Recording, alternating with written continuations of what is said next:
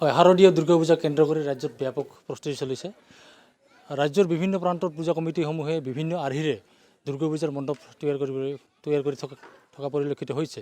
পিছ পৰি ৰোৱা নাই চিৰাং জিলাৰ বিজনীও। মই এতিয়া উপস্থিত আছোঁ বিজনীৰ শ্ৰী দুৰ্গা কলনীৰ দুৰ্গা পূজাস্থলীত।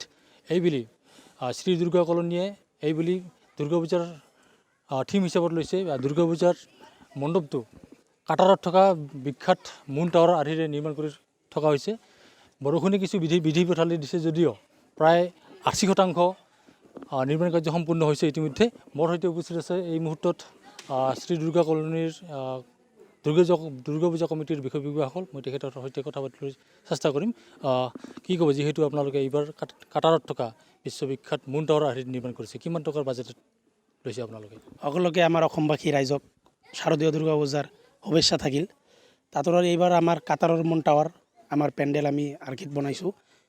তো এইখিনিয়ে আমাৰ কাটাৰৰ মুন টাৱাৰত এইবাৰ গ্লাছ ফাইবাৰ ইউজ কৰিছোঁ আমি।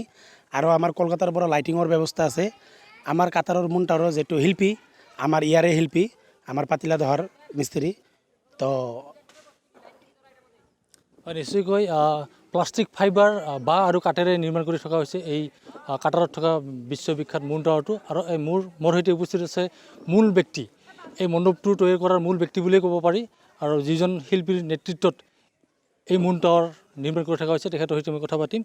কি ক'ব এইবুলি আপুনি আপোনাৰ নেতৃত্বত মুন টাৱাৰ নিৰ্মাণ কৰি থকা হৈছে?